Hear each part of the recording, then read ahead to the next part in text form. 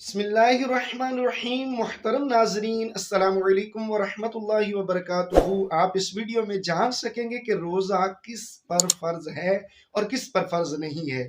तो आइए वीडियो को समाप्त कीजिए। वीडियो शुरू करने से पहले आपसे रिक्वेस्ट है कि प्लीज़ मेरे चैनल टेक फॉर इलियास को सब्सक्राइब कीजिए, बेल आइकन लाजमी दबाइए, वीडियो अच्छी लगे इसको लाइक कमेंट और शेयर ज़रूर कीजिए। रोज़ा जो है ना, ये हर मुसलमान मर्द औरत, आकिल, बालिग, मुकीम और सेहतमंद पर फ़र्ज है। अल्लाह अकबर। एक ही जुमले में सारी बातें बयान कर दी। आइए इसकी थोड़ी थोड़ी तशरीह कर देता हूँ। मुख्तसर वीडियो है, मुकम्मल वाच ज़रूर कीजिएगा। आइए क्या फरमाते हैं जी, मुसलमान पर रोज़ा फ़र्ज है। मालूम क्या हुआ कि काफिर पर रोज़ा फ़र्ज नहीं है। मुसलमान होना शर्त है, मुसलमान पर रोज़ा फ़र्ज है, काफिर पर रोज़ा फ़र्ज नहीं है। और मुसलमान हो और मर्द औरत दोनों पर रोज़ा फ़र्ज है।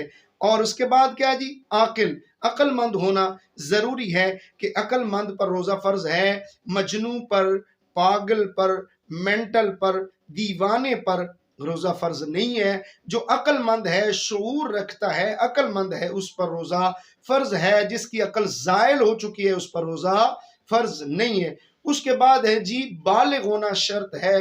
बालिग पर रोज़ा फ़र्ज है, नाबालिग बच्चे पर रोज़ा फ़र्ज नहीं है।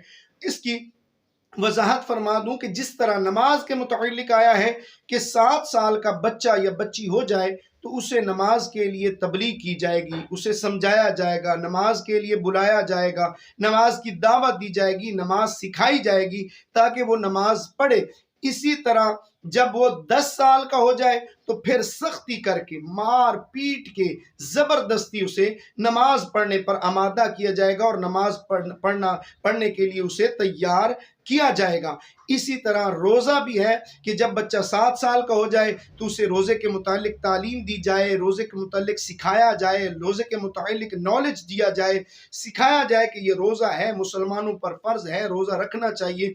और 7 साल में उसे समझाना चाहिए और कुछ ना कुछ उसे रोज़े रमज़ान में रखवाने चाहिए। लेकिन जब वो 10 साल का हो जाए तो फिर सख्ती करके, जबरदस्ती मार पीट कर भी उसे रोजे के लिए तैयार किया जाए और उससे रोजा रखवाया जाए। ये उस पर फर्ज हो चुका है। और अल्लाहु अकबर कबीरा, इसी तरह हुक्म है, जिस तरह नमाज का हुक्म है उसी तरह रोजे का भी हुक्म है। और बालिग होना इसमें शर्त है कि बालिग पर रोजा फर्ज है। अगली बात फरमाते हैं जी, मुकीम होना भी शर्त है कि बंदा जो मुसाफिर होगा, कुरान पाक की रूह से मुसाफिर को रोजे की छूट दी गई है कि वो उस वक्त रोजा तर्क कर सकता है, लेकिन बाद में उस पर रोजा रखना जो है वो लाजिम है, उसकी कज़ा करना जो है वो लाजिम है, बाद में कज़ा करेगा। लेकिन सफर अगर इतना है, ये नहीं कि यहाँ से 20 किलोमीटर आप सफर पे जा रहे हैं तो आप कहें जी मैं मुसाफिर हूँ और मैं रोजा छोड़ देता हूँ, ऐसा हरगिज़ नहीं है। मुसाफिर के लिए जो शरीयत ने मिकदार यानी इस मुसाफत बयान की है वो मुसाफत है 3 दिन की। और 3 दिन से मुराद आसानी के लिए अर्ज करता चलूं, उसको किलोमीटर में जो बयान किया गया है वो है तकरीबन कम अज कम 92 किलोमीटर, यानी 92 किलोमीटर्स। अगर इतना आपका इरादा है घर से सफर करने का, जाने का, तो इतना डिस्टेंस बनता है, इतनी मुसाफत बनती है, तो फिर आपको रोजा छोड़ने की इजाजत है। अलबत्ता जब वापस आ जाएंगे और रमजान गुजर जाएगा तो उस रोजे की कज़ा करनी उस पर लाजिम होगी, मुआफ नहीं है। इसी तरह मुकीम होना जो है वो शर्त है और मुकीम होने के बाद सेहतमंद होना भी शर्त है।